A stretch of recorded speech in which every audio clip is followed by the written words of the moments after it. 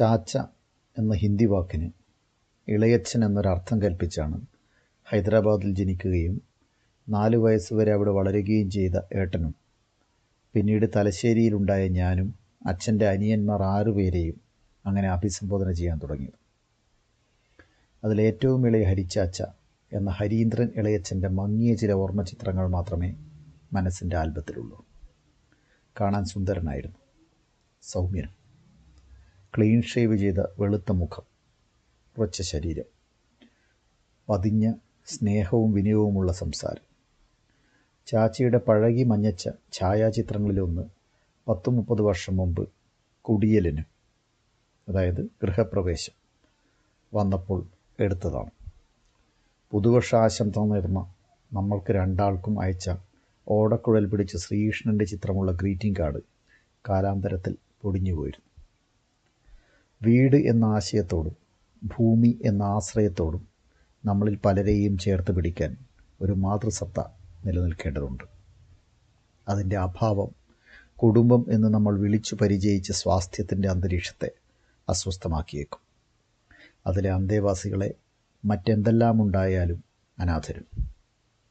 ഹരിച്ചാച്ചിയും വ്യക്തിത്വത്തിൻ്റെ പരിണാമഘട്ടങ്ങളിൽ, ബാല്യകൗമാരങ്ങളിൽ അമ്മ നഷ്ടപ്പെട്ട ഒരു മകൻ്റെ വിവിധ മാനസിക വൈകാരിക സംഘർഷങ്ങളിലൂടെ കടന്നുപോയിട്ടുണ്ടാവണം.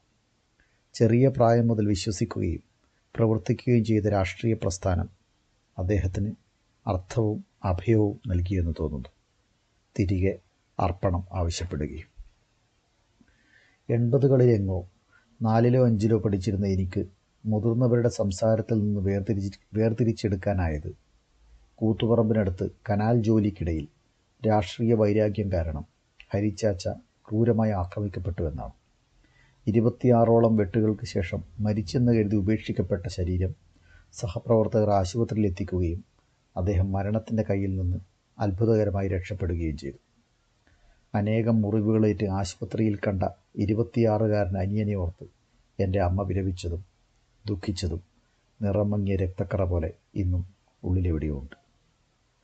തെയ്യത്തിൻ്റെ മുഖത്തെഴുത്തും ദം ബിരിയാണിയുടെ രുചിക്കൊഴുപ്പുമായി അടയാളപ്പെടുത്തപ്പെടുന്ന കണ്ണൂരിൻ്റെ വിനോദ വികസന ഭൂപടത്തിൽ ഒറ്റനോട്ടത്തിൽ ദൃശ്യമാകാത്ത ഇത്തരം അനേക രക്തക്കറകളുണ്ട്. സംസ്കാരത്തിൻ്റെ അനന്യതയെക്കുറിച്ചും നാട്ടുഭാഷയുടെ മാധുര്യത്തെക്കുറിച്ചുമുള്ള വാചാലതകൾക്കിടയിൽ അമർന്നു പോകുന്ന ഒരു മനുഷ്യരോദനം വിദൂരതയിൽ നിന്നൊഴുകി വരുന്നത് ഒന്ന് ശ്രദ്ധിച്ചാൽ നിങ്ങൾക്ക് കേൾക്കാം. കണ്ണൂരിൽ, തലശ്ശേരിയിൽ, മട്ടന്നൂരിൽ, പയ്യന്നൂരിൽ നിങ്ങളുടെ ആരോ, ബന്ധുവോ സുഹൃത്തോ അയൽക്കാരനോ അധ്യാപകനോ വെറും പരിചയക്കാരനോ ഒരിക്കൽ അക്രമത്തിന് വിധേയരായിട്ടുണ്ടാകാം. മരണമില്ലാത്ത നിങ്ങളുടെ ഓർമ്മകളിൽ ഒരാശുപത്രി കിടക്കയുണ്ടാകാം.